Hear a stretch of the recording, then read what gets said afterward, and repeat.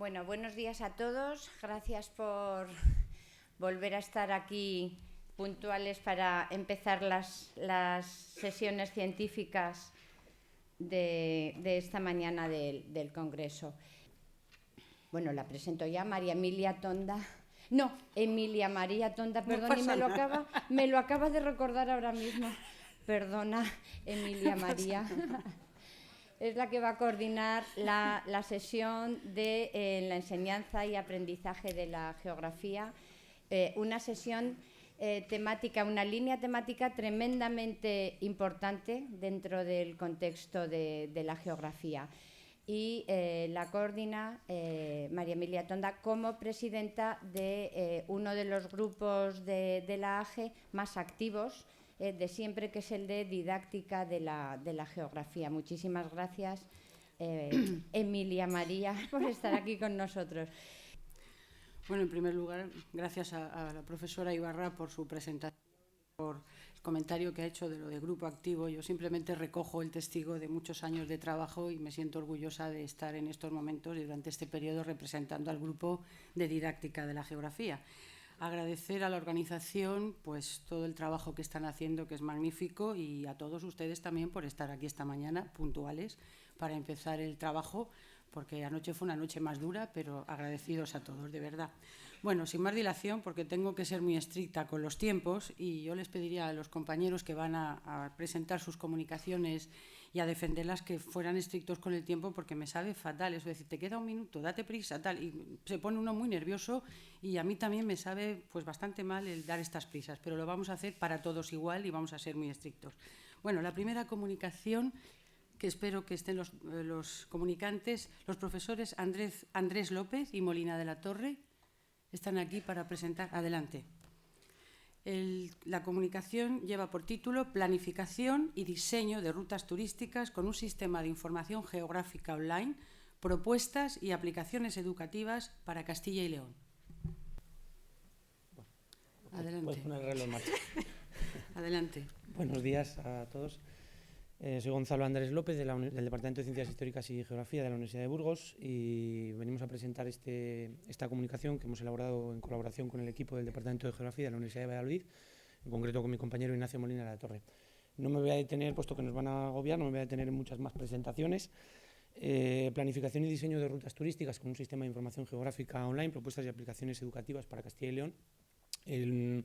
Nosotros lo que nos hemos planteado en esta contribución es, en el contexto en el que estamos, en el de manejo de la información geográfica y, digamos, una vida completamente geolocalizada hacia la que tendemos de manera cada vez más abundante y más abrumadora.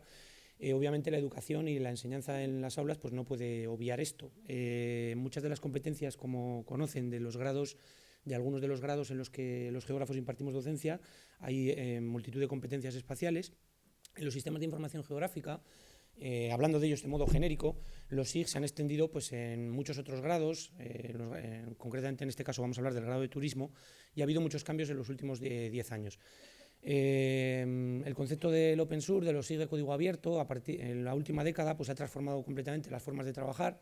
En 2002 empezó el proyecto QGIS, un poquito más, en el año siguiente GVSIG, a partir de ahí empezaron a surgir cambios. En el año 2005, en el año 2004 OpenStreetMap, la cartografía colaborativa. En el 2005 Google empezó a, digamos, dominar este mundo, este conjunto de los mapas, y a partir de ahí pues, se sucedieron un conjunto de aplicaciones de mapas en red de muchos tipos, desde los visores simples de información geográfica, la creación básica de mapas, las infraestructuras de datos espaciales, el fenómeno, la revolución de las cartotecas online, multitud de elementos, las listas de mapas en red, blogs, redes sociales, digamos toda la panoplia de cuestiones relacionadas con los mapas que están hoy en día en la red. En esta experiencia nos hemos centrado únicamente en un ejemplo concreto, en el del WebSIG o los SIG online, aunque soy de la opinión de que todavía no existe un verdadero SIG por completo en la red, pero vamos a hablar de, entendiendo los SIG online como aquellos que incorporan sobre los visores, las IDEs u otro tipo de plataformas algunas funcionalidades de análisis espacial, de dibujo, de edición, algo más completas, y de manejo sobre todo de datos alfanuméricos. Fundamos el planteamiento en el que los SIG online tienen una relevancia importante para la educación desde el punto de vista de que tienen una interfaz rápida, un acceso inmediato, amigable, no tienen dependencia de cargar ningún tipo de software, son bastante útiles, introducen algo a la interrelación entre elementos geométricos y datos alfanuméricos y suponen una herramienta pues, muy fácil o de fácil acceso para el alumnado desde el punto de vista de la creación de mapas temáticos. La idea es que los alumnos vayan un poco más allá del mapa fijo y a través de la construcción de un relato cartográfico, a través del storytelling, pues consigan, aprender un poco las tecnologías de la información geográfica basadas en este tipo de experiencias. Se trata, en definitiva, de vincular el espacio y el tiempo a través de los mapas. En este caso hemos planteado, como decía, la experiencia con un grupo de alumnos del grado de turismo de la Universidad de Burgos para intentar que adquieran algunas de estas competencias que se plantean en el grado, identificar y gestionar espacios y destinos turísticos, analizar y utilizar las tecnologías para los distintos ámbitos del sector turístico. En este caso concreto hemos pretendido que planifiquen y diseñen rutas en el concreto caso de Castilla y León. Nos hemos fundado en las aportaciones de los relatos cartográficos, como decía, pues fundando un poco el planteamiento que hace Kersky o Caquart o Goller, en el planteamiento de los mapas dinámicos, en el sentido de fundar un aprendizaje autónomo e interrelacionar lo que se ve en la imagen, que ellos aprendan a vincular textos con imágenes, con vídeos, con otra serie de presentaciones, con otras aportaciones para aportar al relato cartográfico. En definitiva, lo que pretendemos es que los alumnos integren la cartografía como lo que es, como una herramienta, no como un fin. Muchos de los geógrafos hemos tenido la tentación de irnos hacia la cartografía como fin y, sin embargo, no debemos perder de vista que es una herramienta.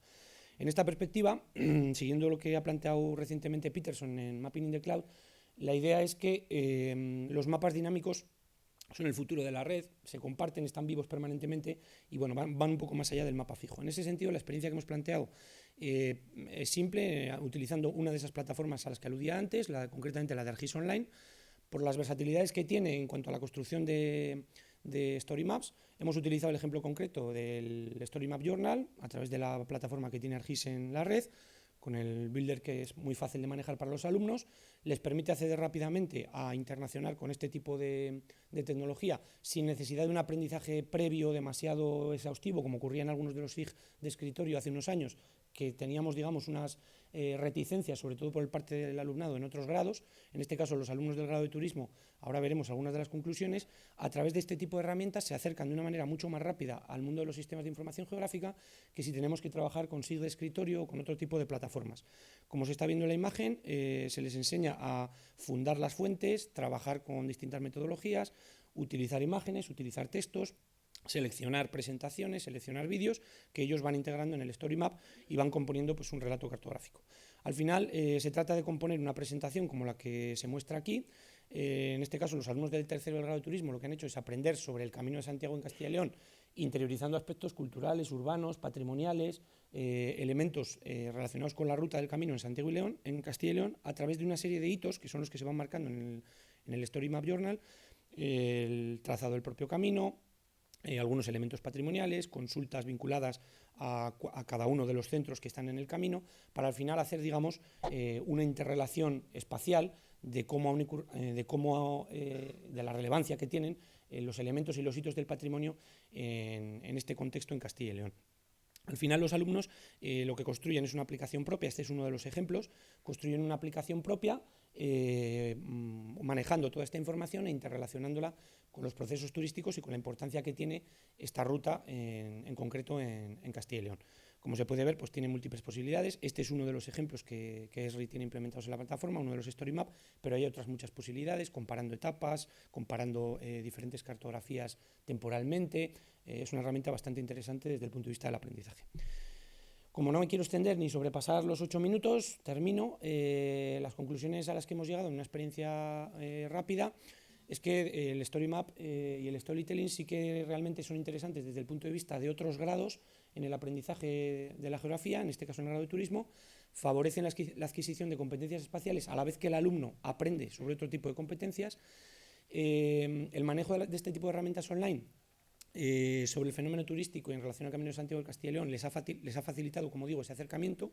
En concreto, en esta experiencia, el 68% de los alumnos, la experiencia se ha realizado en una asignatura que es Sistemas de Información Geográfica aplicados al turismo, y en esa asignatura ven una serie de herramientas de manera secuencial.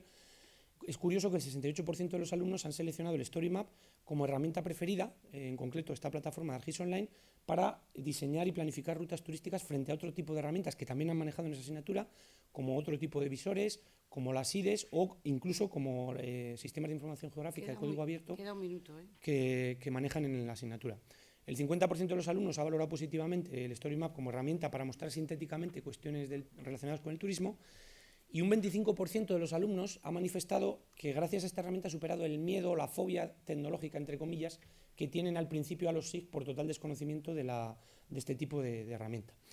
En definitiva, lo que pretendemos es mostrar una experiencia que plantea cómo hacer un Story Map en relación al contexto del turismo, interrelacionando naturaleza, patrimonio, cultura, actividad económica, interrelacionando todo lo que se manifiesta en definitiva en el territorio en relación al turismo, y plantear cómo el storytelling pues, favorece la transmisión dentro del alumnado de los contenidos de síntesis territorial.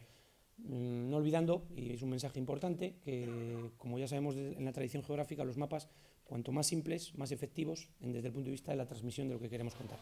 Esto es todo. Muchas gracias.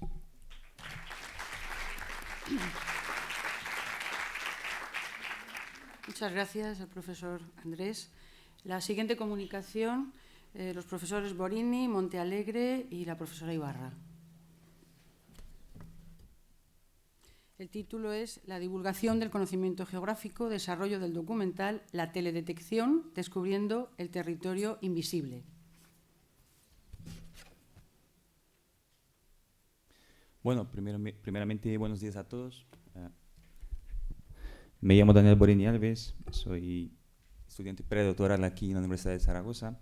Este acento raro no es por algunas copas más en la cena, sino que soy brasileño, como veis, es un acento distinto. Bueno, el trabajo que voy a presentar hoy aquí lo hice con Antonio Montealegre y la profesora Paloma Ibarra, y el título es La divulgación del conocimiento geográfico, el desarrollo del documental La teledetección, descubriendo el territorio invisible.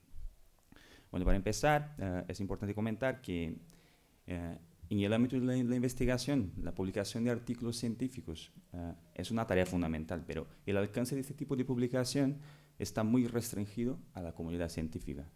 Entonces, es muy importante divulgar, compartir y, en definitiva, difundir y hacer llegar este conocimiento científico a un público más amplio. Y más aún para nosotros geógrafos, que somos profesionales que muchas veces somos un poco ocultos en la sociedad. Tanto aquí, pues en Brasil también somos profesionales que mucha gente no sabe lo que realmente hacemos. Entonces, tenemos que divulgarlo. Y para divulgar y para que este conocimiento científico llegue a un público más amplio, hay que hacer un ejercicio de transposición didáctica. La transposición didáctica nada más es que modificar cualitativamente el contenido del saber científico para hacerlo llegar de una manera más comprensible y se pueda adaptar en términos de enseñanza. ¿Y cómo ejecutar esta transposición didáctica del conocimiento científico? Una de las maneras es a través de un documental científico. A través de la elaboración de un documental científico. Y en ese sentido, nosotros, miembros del grupo de investigación llamado GeoForest, nos hemos apuntado, algunos miembros, en un 5º taller de guión y producción de documental científico, donde los investigadores aprenden a producir documentales científicos que posteriormente se utilizan en formatos divulgativos. Y lo que vamos a hacer aquí es presentar un poco de los procesos de elaboración de este documental y también pues, describirlo un poco. Bueno, en las etapas de desarrollo del documental científico hay algunas cuestiones preliminares. Y la primera de ellas es ¿qué queremos contar? Hay que tener en cuenta concretamente pues, el que queremos contar. Y la importancia de las técnicas de detección era nuestro objetivo. La importancia de las técnicas de detección en el estudio de los problemas medioambientales, especialmente en los incendios forestales, ya que nuestro grupo de investigación trabaja un poco en este sentido. Y claro, como todo y cualquier recurso didáctico, por detrás del recurso tenemos el listado de contenidos. Entonces, bueno, el nuestro también tenía algunos conceptos de los cuales queríamos abordar en nuestro documental.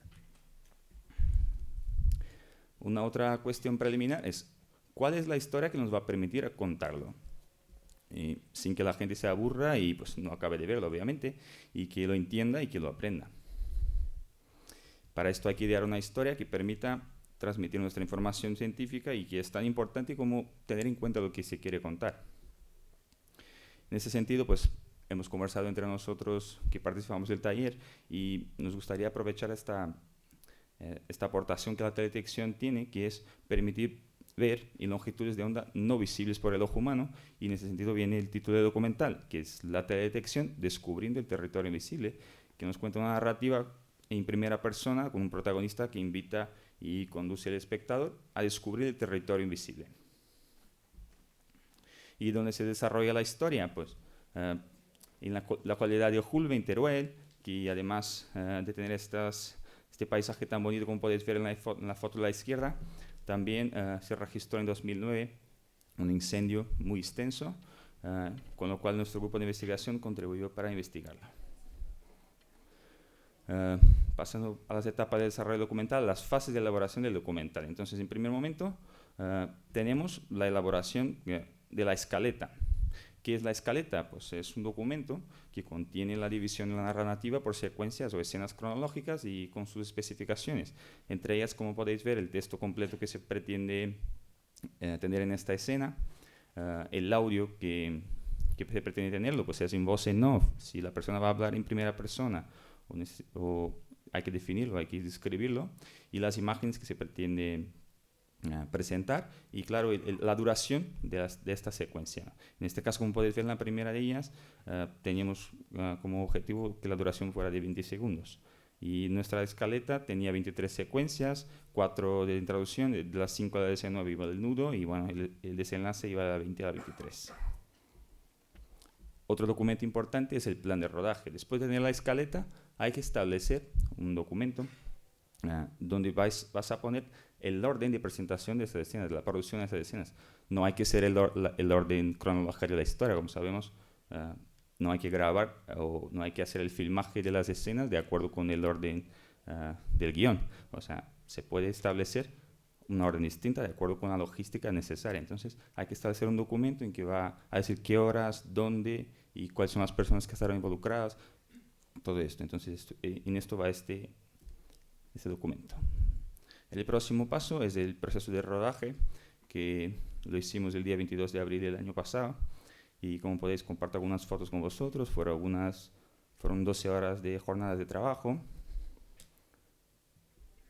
y bueno, con todo el material de filmaje tenemos también que desarrollar algunos recursos, porque si tenemos algunas entrevistas, algunas personas que hablan, también hay que presentar algunas cosas mientras esas personas hablan, como audios, vídeos, pues, o que lo buscamos desde archivo, por ejemplo, vídeos de la NASA o vídeos de videoblogs que hemos elegido, o incluso también materiales desarrollados por nosotros, como podéis ver que estáis viendo ahí, que hemos desarrollado una animación que nos enseñaba un poco el enfoque dinámico del análisis del incendio de Julve.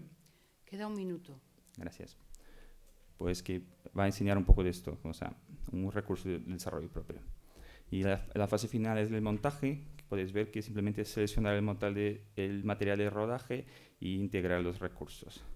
¿Qué nos cuenta el documental? Pues el sueño de un niño que con mucha curiosidad le encantaría mucho ver las cosas ocultas bajo los árboles, las rocas, los suelos, y este niño crece y cumple su sueño como, pues, nos va a contar en este documental cómo, y esta es la pregunta que empieza en este documental: ¿me acompañas a descubrir cómo lo he conseguido? Entonces, a partir de esta trama, el protagonista nos invita a una expedición de campo con su grupo de investigación, donde como geógrafo comparte el sueño de descubrir el territorio invisible a través de las técnicas de teledetección, y aborda distintas temáticas, como poder ver el enfoque de la teledetección, las posibilidades del uso del LIDAR y muchas otras temáticas. No me voy a extender mucho. La descripción del recurso analítico podéis ver a partir de este enlace, o simplemente buscando en cualquier organismo de búsqueda descubriendo el territorio invisible, vais a tener el acceso al vídeo. Estamos muy contentos que el primer mes teníamos 2.670 reproducciones, y bueno, y el último sábado hemos recibido un premio en el Festival de Cine de La Roca. Respecto a ese documental, podéis ver Paloma aquí nos representando. Por constataciones finales, solo apuntar que se refuerza la importancia de divulgar la actividad investigadora, que la producción del documental es una buena estrategia para la divulgación, y bueno, y que también posibilita a niveles educativos la integración de la investigación con la docencia universitaria. Agradecimientos. Pues muchas gracias.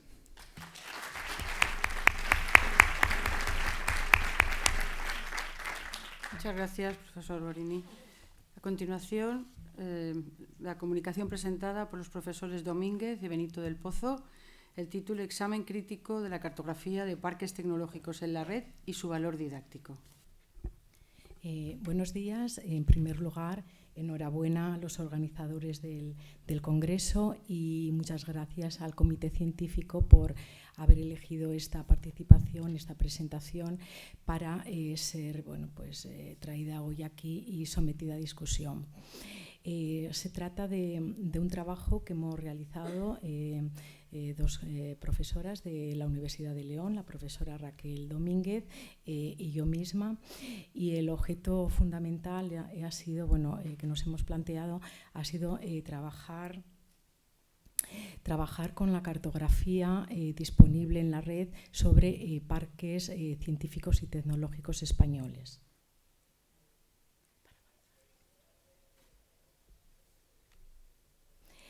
La hipótesis de partida es que esta cartografía, en principio, podría ser de gran utilidad para desarrollar determinadas competencias en asignaturas como geografía económica y geografía de España. Pensábamos inicialmente que sería, que nos íbamos a encontrar un rico repertorio de mapas y de planos a partir de la documentación oficial que está disponible en las memorias que anualmente publica la Asociación de Parques Científicos y Tecnológicos Españoles y también en la información oficial que cada uno de estos parques tiene disponible en la red. La conclusión, ya lo veremos al final, es que nos encontramos con la sorpresa de que había al menos un 40% del material que habría que descartar porque es muy deficiente o de muy baja calidad. Pero no obstante, un 60% sí que sería algo muy útil. Bien, el contexto de nuestra investigación viene definido por la Sociedad de la Información y el Conocimiento, por el Espacio Europeo de Educación Superior y por las tecnologías de la información y el conocimiento aplicadas al aula, un conjunto de elementos que definen esto que podemos denominar sociedad del aprendizaje.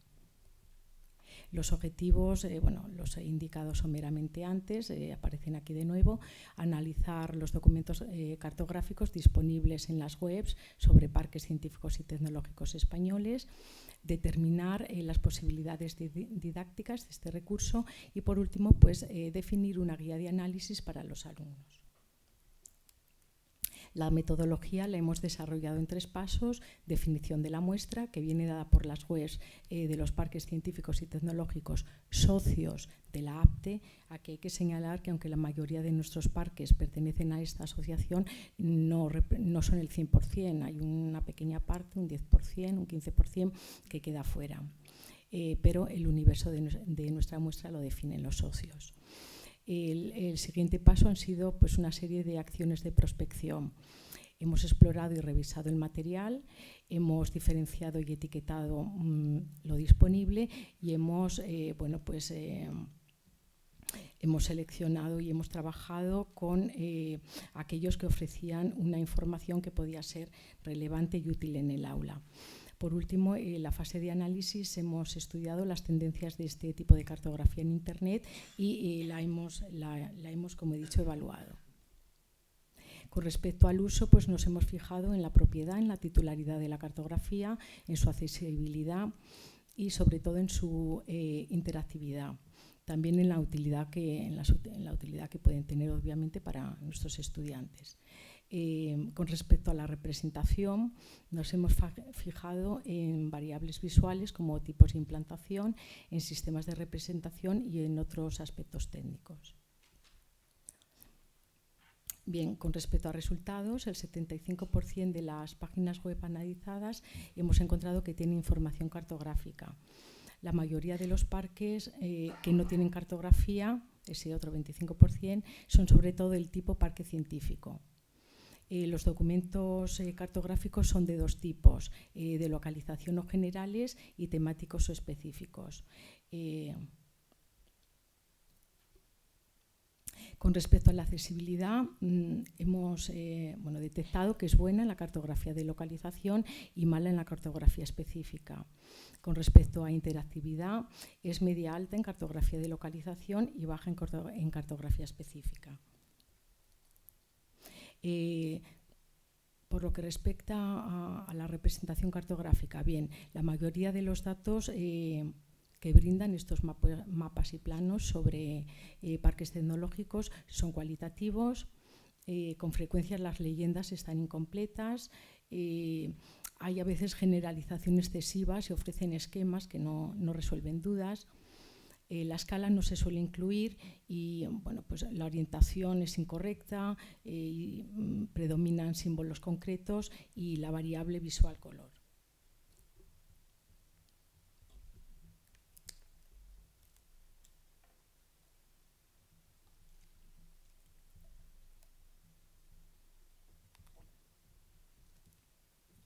Bien,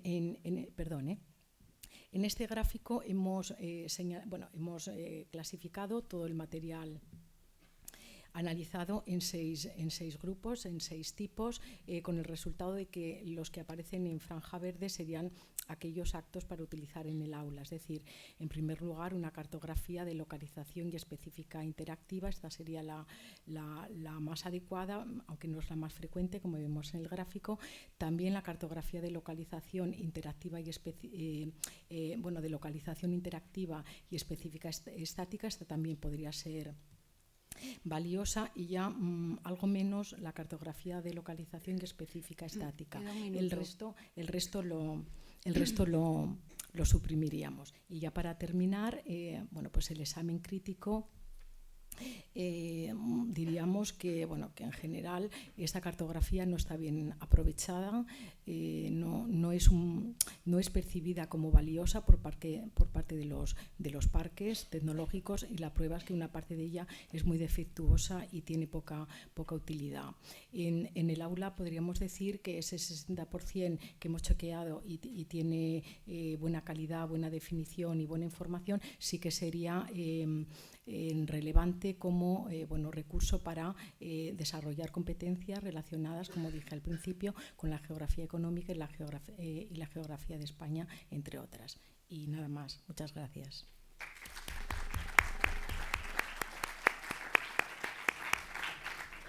Muchas gracias, profesora Benito. La siguiente comunicación, profesores García Coll y Reques Velasco. El título de la comunicación es el uso de recursos cartográficos en línea en el diseño de actividades docentes activas, el ejemplo de las migraciones internacionales, posibilidades y limitaciones. Bien, buenos días. Dar también la enhorabuena y las gracias a los organizadores del Congreso. En esta llamada que nos hicieron a participar todos los grupos, también desde el grupo de población hemos querido participar de alguna forma. Algunos representantes estamos aquí y luego seguiremos trabajando esta tarde. Y esta comunicación se enmarca dentro de un contexto en el cual también estamos interesados en que desde el propio grupo trabajemos en el tema de la didáctica, el tema de la enseñanza de la geografía de la población. Tenemos trabajando en este momento unas 20 o 30 personas en una mesa de trabajo sobre temas de población, y por tanto es deudora de esa preocupación que tenemos en el grupo, y también es heredera de algunos otros trabajos que veníamos haciendo ya publicados en estudios geográficos o en algunas monografías del propio grupo sobre el tema de la importancia de las técnicas de las TICs en el tema de la geografía de la población. El tema es así de largo, el uso de los recursos cartográficos online en diseño de actividades docentes activas. La idea es las posibilidades y las limitaciones que ofrecen mucha de la información que nos ofrece la propia red y que nosotros también damos a los alumnos, ¿no? Como a veces lo sencillo muchas veces es complejo de interpretar, cuando no incorrecto en términos metodológicos. El trabajo también se enmarca dentro de lo que llamamos las metodologías participativas, o se llaman las metodologías participativas en la renovación de la enseñanza universitaria. Yo creo que los alumnos hay que hacerlos protagonistas también de su propio aprendizaje, un aprendizaje activo que se perfila como una estrategia didáctica necesaria también en el mundo de la universidad. ¿Qué contamos en este momento? En este momento se cuentan con bancos de datos online que proporcionan mucha información sistematizada y homogeneizada para todo el mundo, y eso permite acceder a información sobre cualquier país, matrices de información cada vez más complejas, análisis comparados como ejemplos, y diagnósticos. Todo esto lo podemos hacer en clase y lo podemos hacer con unos medios que la red realmente nos da. Y las webs proporcionan esos recursos gráficos, cartográficos, interactivos, pero la idea es plantear si lo que nos plantean, lo que nos resuelven, lo que nos dan, lo que nos ofrecen es lo más correcto, teniendo en cuenta que la utilidad sin duda lo tienen, ¿no? El uso didáctico, por tanto, necesita de una revisión y necesita de una revisión crítica por parte de los docentes. Vamos a utilizar un solo ejemplo de los múltiples que podemos utilizar en los temas demográficos y geodemográficos, cuál es el tema de los flujos migratorios a escala internacional. Por tanto, la comunicación se centra en valorar esta potencialidad de recursos online en la enseñanza de la disciplina a partir de esas estrategias que hemos llamado didácticas activas y realizar un análisis reflexivo crítico en relación con las bondades de esos recursos y con los posibles riesgos. Hay 3 fuentes que vamos a citar que se pueden utilizar en el aula de forma realmente sencilla, prácticamente con un clic, y automáticamente obtendríamos unas respuestas cartográficas. La cuestión es que seamos críticos en relación con lo que la pantalla nos devuelve y los sistemas nos están devolviendo, ¿no? Estas 3 fuentes son las que aparecen ahí. Una fuente sobre migraciones del Instituto de Políticas Migratorias, una base de datos sobre las migraciones a escala planetaria, con una matriz de todos los países con todos los países, y otras fuentes diferentes sobre flujos que vamos a comentar después.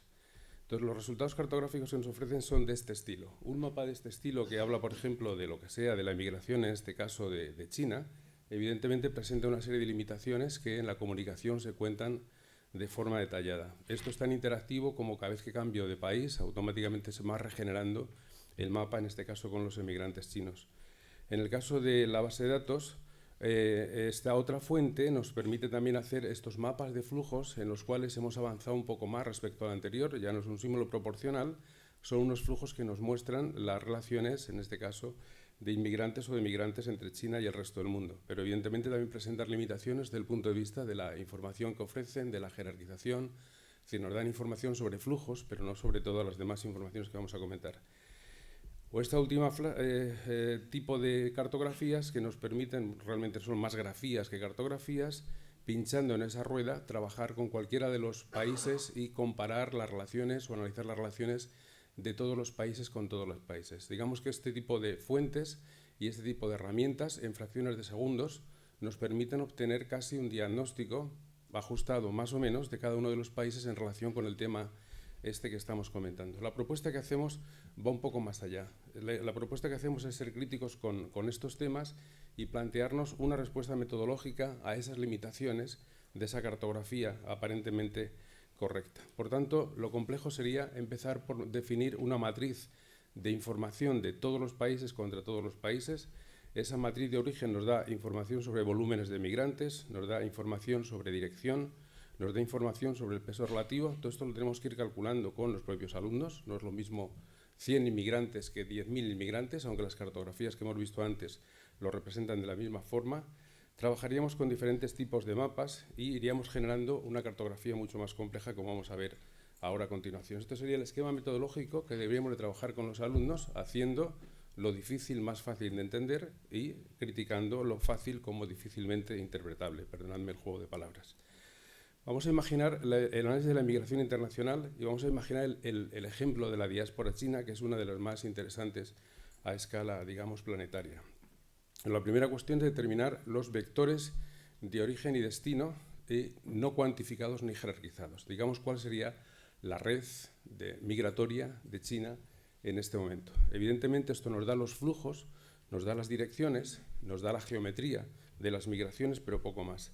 La siguiente cuestión, esos vectores los vamos a determinar o los vamos a añadir a ellos los países de origen y los países de destino. Pero en este caso ni los hemos jerarquizado ni los hemos cuantificado. Entonces el siguiente paso sería jerarquizar y cuantificar esos destinos y de alguna forma también que la cartografía la vamos haciendo mucho más compleja.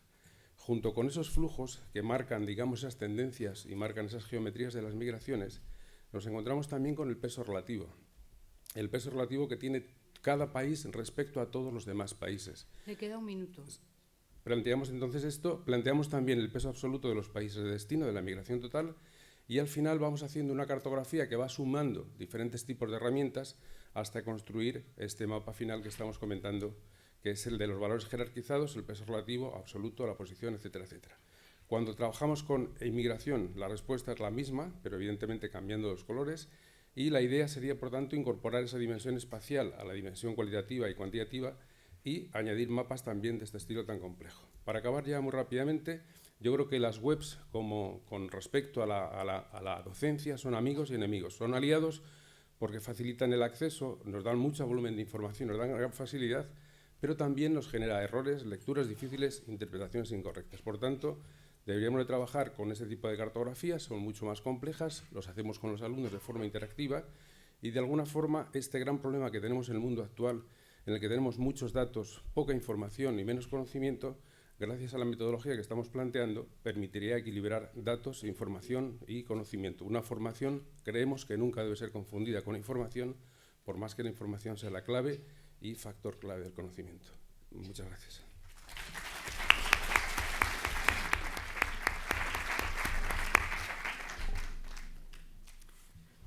La siguiente comunicación, el profesor García Juan, SIGK, una plataforma digital para el aprendizaje y manejo de fuentes geohistóricas. Profesora.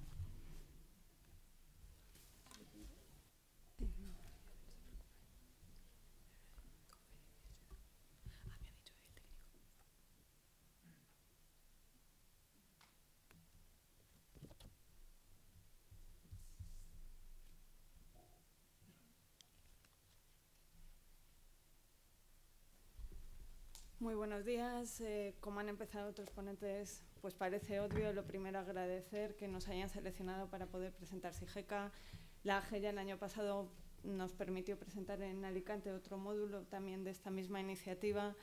Y desde aquí eso, dar mi agradecimiento. Vengo desde la Universidad Autónoma y nosotros vamos a presentar, bueno, digo nosotros porque aunque la presento yo, detrás de mí hay un equipo. Vamos a presentar algo un poco siempre distinto. Siempre cada vez que hablamos de SIGK, pues parece obvio empezar con esto. Nosotros nos hemos centrado en un aspecto de la geografía, en las fuentes geohistóricas. Últimamente está en boga, no tanto en España como fuera de España. Están surgiendo muchísimos trabajos de investigación que se basan en estas fuentes. Sin embargo, nos encontramos un vacío importante cuando queremos conocer recursos. O simplemente buscar un punto de información o un punto donde podamos compartir datos. No existen, existe un gran vacío en ese sentido. Es por ello que desde se montó esta iniciativa. SIGK responde a las siglas del Sistema Informático de Gestión de Catastros Históricos y lo que busca es centralizar distintos recursos para el manejo y el aprendizaje de fuentes geohistóricas. Concretamente, hoy aquí en Zaragoza lo que queremos presentar es el módulo de SIGK. Como ya han dicho ponentes que me han precedido, pues últimamente casi siempre cuando queremos buscar recursos didácticos, últimamente acudimos a la web. En la web hoy en día Internet es una ventana que nos permite, pues desde cualquier lugar, simplemente con una conexión a Internet, localizar un gran volumen de información. En este caso, para las fuentes geohistóricas hay un problema y es que no encontramos recursos centralizados. Existe muchísima información, pero muy parcializada. Tenemos que localizarla, no siempre sabemos de dónde procede, no sabemos qué fiabilidad puede tener. Entonces, desde esta plataforma lo que hemos desarrollado es una página web que centraliza todos los recursos que ofrece la iniciativa. Como he indicado, aquí presentamos el módulo de didáctica, pero la página web tiene otra serie de funcionalidades siempre orientadas a las fuentes geohistóricas. En el módulo de didáctica se ha pretendido tanto acceder, dar recursos tanto al público en general como a estudiantes o a investigadores. La idea que tenemos es que la misma información que pueda valer para uno pueda valer para el resto, lo único que se accede por distintos menús. Al público general lo que se ofrece pues unas fichas a nivel didáctico redactadas de manera muy simple, pues en este caso corresponde a la definición de fuente geohistórica, algo que puede parecer obvio, pero es ahora mismo algo que es un tema candente dentro de la comunidad investigadora, no está claro ni cómo se define ni qué engloba. Entonces, pues la ficha en este caso nos presenta una definición muy básica y una bibliografía de referencia que se pueda consultar. Para un público más específico, pues por ejemplo, en este caso una de las fuentes geohistóricas más conocidas y más empleadas es el Catastro de Ensenada. Pues en este caso ya vamos a un nivel mayor. Aquí ya aparece un menú adicional donde podemos consultar, pues ya no solo qué es, sino por ejemplo el corpus documental, algunos aspectos, pues en este caso como la cartografía en Ensenada, o acceder a recursos electrónicos ya centralizados. Un segundo. Es que no sé.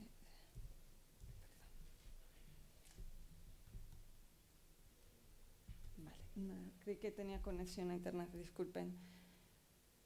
La página web de SIGECA no solo desde la iniciativa ofrecemos datos, está pensada para ser una web 2.0. Hay distintos recursos electrónicos que permiten a cualquier persona que quiera ponerse en contacto, subir algún tipo de información, demandar información. Desde la dirección de la iniciativa se tendría en cuenta y los módulos que estamos viendo ahora están pensados para ampliarse en un futuro de acuerdo a esa demanda. En principio nos hemos centrado inicialmente, y es lo que estamos presentando aquí, en la parte, digamos, más básica, más fundamental, que es definirlas, es estructurarlas, es documentarlas. En una parte futura se quiere empezar ya a trabajar con el tema de cartografía. SIGECA incluye un módulo específico de tratamiento web, de tratamiento cartográfico vía web para estas fuentes.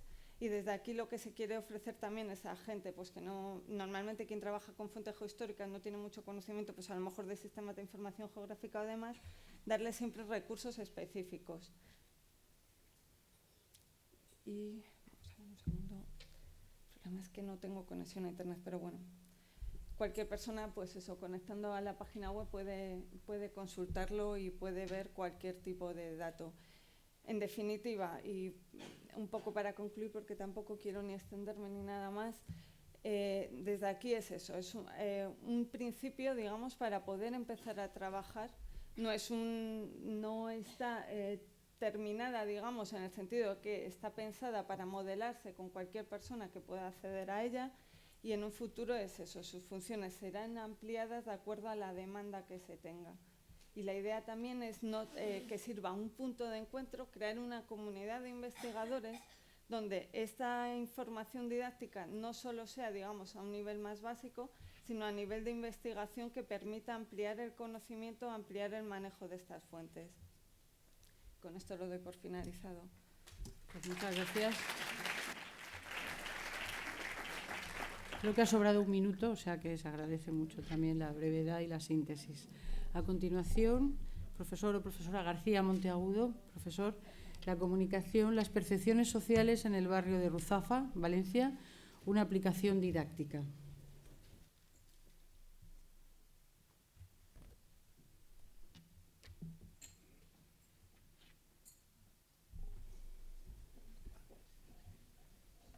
Buenos días a todos. Con el tema que he elegido, pues he vinculado a la metodología propia de la percepción en geografía para conocer qué ideas previas tienen los alumnos sobre el barrio de Ruzafa en Valencia. Y todo ello con un estudio de corte, planteamiento un poco más también didáctico. Bien, este barrio, como vemos aquí en la imagen, tenemos aquí sus límites administrativos. Y con ello quiero responder por qué queremos conocer estas ideas previas de los alumnos y por qué también queremos hacerlo en este barrio. Yo creo que veo tres motivos fundamentales. En primer lugar, porque es posible aplicarlo de manera divulgativa a aspectos concretos, a barrios, como ya hizo también el profesor Escobar con alumnos de la Universidad en Alcalá de Henares, y yo ahora quiero aplicarlo en la ESO, en secundaria, también en este barrio de Valencia, ¿vale? en Ruzafa. El motivo segundo que yo encuentro es el barrio y su propia dinámica. Es un barrio actualmente multicultural y que también se han venido en él cambios de tipo social, de tipo económico, cultural, urbanos. Y tercer motivo, porque es una innovación que introduce a los alumnos en esta corriente de la percepción en geografía y también permite estudiar sus ideas previas sobre este barrio, para que puedan aprender conceptos nuevos y también poder participar con más criterio la gestión pública de su barrio, más bien en un futuro. En cuanto a la metodología, hemos seguido también tres pasos, similar al profesor Escobar, que también lo aplico ya en Alcalá de Henares. En primer lugar, una introducción teórica de esta propuesta divulgativa. Hay que introducir a los alumnos en esto de la percepción social, que vean que es un esquema mental, su función, y después el docente ya les va a pedir que hagan ese esquema mental sobre el barrio con un tiempo máximo de media hora. No pueden ver una fuente de este barrio, la ciudad de Valencia en definitiva, y también les va a advertir que nunca se va a evaluar su capacidad para dibujar. El segundo, con todo ello el docente va a ver tres elementos. Podrá ver qué elementos urbanos incorporan en este barrio, elementos más antiguos, con otros más modernos, qué zonas han dibujado con más detalle, y tercero, qué medio de transporte usan para moverse por este barrio. Por ejemplo, una calle ancha se puede asociar pues, a que usan, por ejemplo, el coche o el autobús, por ejemplo. Después también van a hacer una encuesta con unas cuestiones básicas sobre aspectos sociales, económicos, culturales y urbanos del barrio. En la parte segunda de la propuesta didáctica es una cuestión urbana, es pactado ya por el barrio con el docente.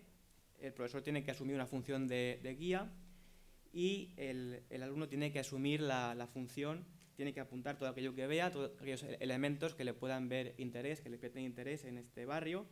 También tienen que destacar un problema social, sobre el cual luego también harán un informe. Y con todo ello luego tienen que completar, aquí tenemos la encuesta sobre el barrio, y luego tienen que rellenar este cuadro con ejemplos que les ayuden a ver pues, qué elementos les pueden ayudar a ver el paisaje, lo que ellos ven como límites, una evolución, contenido, calidad de vida o aspectos que les causen un problema, ¿no? en este caso. En cuanto a lo que hemos hecho con la encuesta y los esquemas mentales, esto lo hemos aplicado, esto sí, tiene una práctica real. Hemos hecho encuestas y también esquemas mentales con alumnos en dos grupos. El grupo A, alumnos del IES y UFIBES y San Vicente Ferrer, 22 alumnos, y otros del Colegio de Puerto Rico, más pequeños que los anteriores. Con todo ello, ¿qué tenemos? Pues el grupo A percibe un barrio residencial, un poco menos como lugar de encuentro, un barrio rico y complejo, variado, desde el punto de vista cultural es interesante, central, luminoso, intermedio en cuanto a cambios urbanos, y coinciden ambos grupos en que es un barrio con calles anchas, largas y casi vacías, y en el caso del grupo A se puede mover por el barrio fácil, aunque ponen como inconveniente los bares, ¿no? Con las terrazas que tienen por las aceras. Y el grupo B, alumnos de Puerto Rico, perciben un barrio como recreativo o de ocio, complejo y rico, un barrio animado e interactivo, también desde el punto de vista cultural es interesante. También ven que se moderniza el barrio y atribuyen una movilidad fácil, aunque se complica en el mes de marzo con las fallas. En cuanto a los esquemas mentales, tenemos un ejemplo del parque de Gran Valero, en torno a Puerto Rico, y otro ejemplo más de la parte occidental del barrio de Ruzafa, con las calles correctamente colocadas y también centros de abastecimiento como un bazar y consumo, porque son centros donde ellos pasan más tiempo, donde vamos sus familias a comprar en este caso. Aunque también han podido dibujar a veces otros esquemas más de tipo ideal en este caso. Y ya para concluir, podemos decir que con esta investigación y esta aplicación que hemos planteado, hemos cumplido tres objetivos importantes. En primer lugar, hemos visto que la evolución histórica y actual del barrio, insisto mucho, la realidad social, económica, urbana y cultural de este barrio de Ruzafa en la actualidad, se puede estudiar a partir de una metodología propia de la percepción en geografía y se puede aplicar a estudiantes de la ESO, ¿no? El segundo motivo, objetivo que queremos cumplir, que es que con aplicación más divulgativa o más didáctica, el docente ha tenido que responder a tomar un conjunto de decisiones sobre aspectos curriculares y educativos, como contenidos, metodología, evaluación, técnicas, y por parte del alumno pues, se ha iniciado en el conocimiento de conceptos, habilidades y técnicas propias de la percepción en geografía, que también puede luego implementar al estudio clásico del espacio objetivo de la ciudad. Y tercero, es una aplicación, en mi juicio, innovadora, que trabaja de manera más, hasta ahora, casi apenas se ha hecho, para estudiar las ideas previas de los alumnos y demuestra que es posible pues, aplicarlo a alumnos de la ESO, de secundaria, de manera práctica y real. Y en este caso pues, también induce, aunque no tanto a priori, pero sí en el futuro, a que ellos también puedan participar en proyectos de gestión pública de su barrio con más criterio. Y nada más, hasta aquí. Muchas gracias.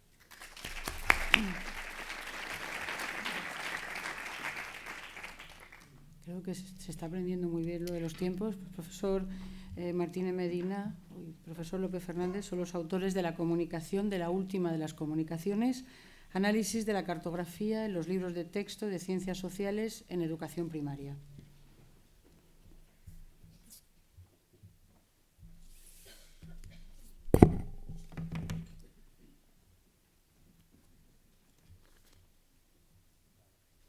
Bueno, muchas gracias. En primer lugar, quería agradecer a la organización el haber dado la oportunidad de presentar aquí una comunicación un poco más diferente de lo que estamos acostumbrados desde el punto de vista de la geografía. Mi nombre es Ramón Martínez Medina, soy doctor en Geografía y profesor en Didáctica de las Ciencias Sociales de la Universidad de Córdoba.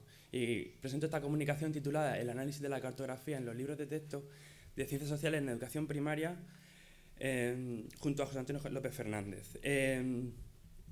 Me gustaría comenzar con unas palabras de la profesora Piñeiro Peleteiro, que decía que la geografía es la guardiana de un lenguaje muy peculiar, que es el lenguaje de los mapas, que se nos aparece como una forma de comunicación escrita, oral o numérica, y que de alguna manera puede ser comprendida y vislumbrada por los niños desde edades muy tempranas. Es decir, los niños de edades muy tempranas son capaces de aprender la cartografía. Se pueden establecer tres jerarquías en cuanto a la hora de trabajar con los mapas.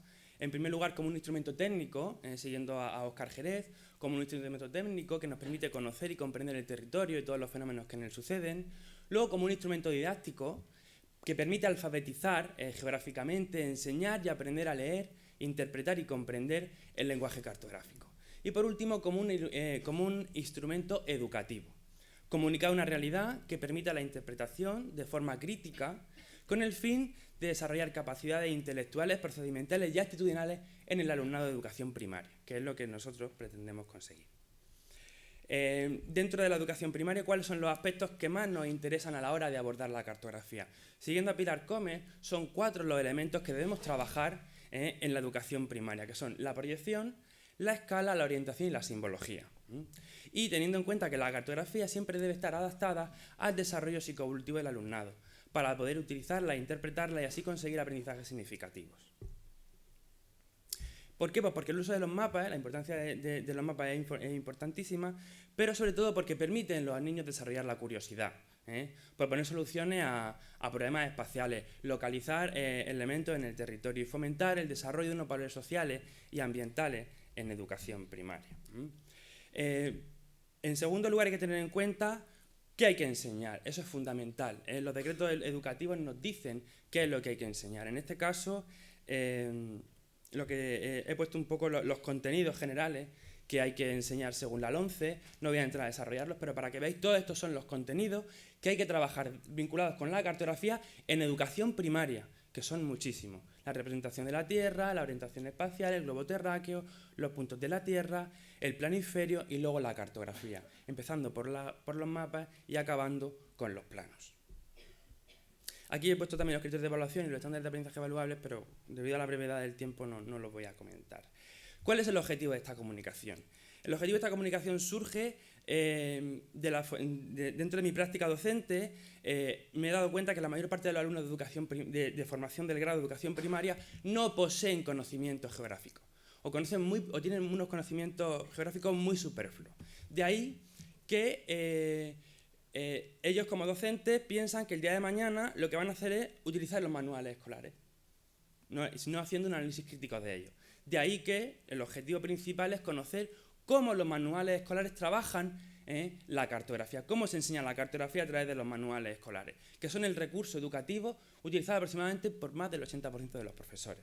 Concretamente, saber cómo los primeros manuales de tercer curso de educación primaria, orientados a niños de 8 años, trabajan la cartografía y están adaptados a la Ley Orgánica de Mejora de la Calidad Educativa. Para ello se ha utilizado una metodología, hemos cogido como base una metodología ya validada. En este caso se ha construido un instrumento de análisis siguiendo la tesis de la portuguesa Cristina Maia, titulada Guerra Fría e manuais escolares e disciplinamentos aproximações, leída en la Universidad de Portugal en el año 2010. Esa parrilla de análisis se ha dividido en 4 aspectos, en 4 apartados. Uno de ellos, identificación del manual, aspectos técnicos, editorial, autores, años, edición, etc. Luego, caracterización del manual, fundamentalmente aspectos vinculados a cómo se organiza internamente el manual, número de unidades didácticas, qué temas trabajan. Otro apéndice como la cartografía del manual escolar y luego aspectos más llamativos del análisis de este manual. Concretamente, para la cartografía se han analizado toda una serie de características, número de páginas que se dedican, principales ideas vinculadas al texto de autor, qué conceptos se trabajan para ver si se adaptan al decreto normativo, el análisis de imágenes, diferenciando entre planos, mapas, fotografías e ilustraciones, y luego distinción entre tipos de planos y de mapas.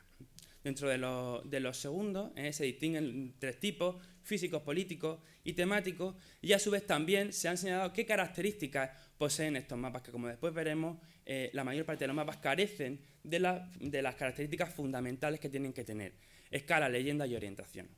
Luego, qué tipo de actividades, que ahora veremos, también se ha utilizado otra metodología ya implementada, y luego si hay algún tipo de uso de TIC o TIC vinculadas con la cartografía. En cuanto a las actividades, se ha utilizado una categoría ya implementada, como decía, por la Universidad Lusófona de Portugal, en la que han participado algunos geógrafos como Sergio Claudino, y también que ha utilizado también la profesora Cristiana Martina. Esta clasificación lo que hace es que divide el tipo de actividades en 4 grandes grupos. En primer lugar, actividades de memorización o transposición, actividades muy sencillas en las que los alumnos lo único que tienen que hacer es indicar, localizar, señalar. En segundo lugar, exploración y producción de documentos, interpretación de gráficos, frases, diagramas sobre modelos previamente establecidos dentro del manual. Y luego, en tercer lugar, actividades de reformulación, definición de conceptos, síntesis, resumen, paráfrasis.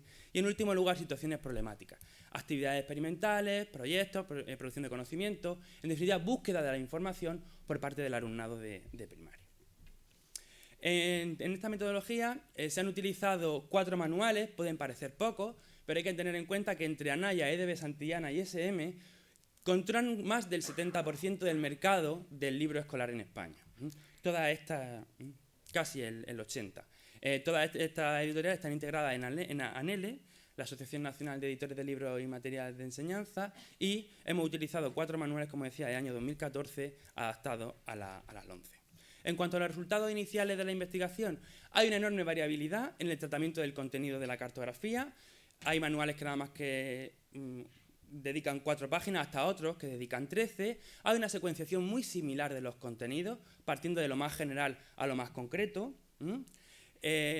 Mientras que todo secuenciado en una misma unidad, mientras que los planos se sacan de las unidades didácticas y se enseñan con el entorno próximo, el barrio, la localidad. Y solo hay un manual que integra todo el aprendizaje de la cartografía, tomando como hilo conductor la escala. Queda un minuto. ¿Ya?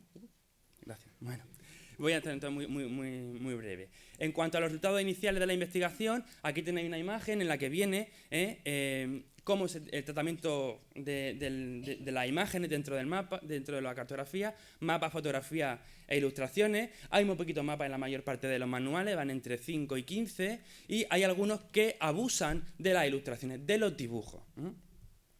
En segundo lugar, ¿cuáles son los elementos más representativos que tienen los mapas? Pues aquí tenéis el ejemplo. La mayor parte de los mapas, de los 35 mapas analizados, solamente 2 cumplían tenían los elementos de orientación, escala gráfica y leyenda. Ninguno tenía escala numérica y hay un manual que su cartografía no tiene ninguno de estos elementos.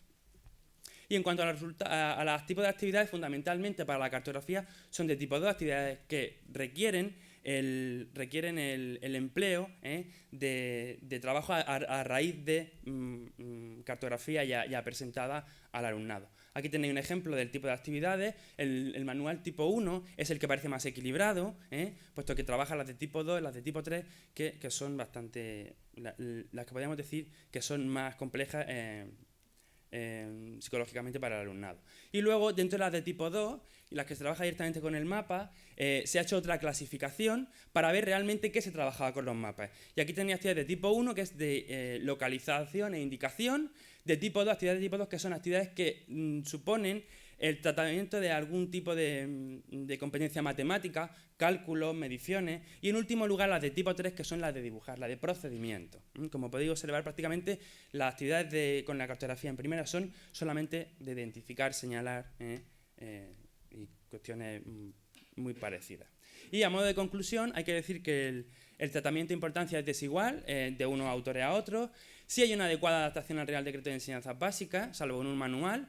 Hay una adecuada cantidad de mapas o planos, aunque su representación presente deficiencias notables en cuanto a los elementos señalados, y las actividades en general son muy sencillas, en las que no se trabajan por los procedimientos ni las competencias. Y con esto he terminado. Muchas gracias.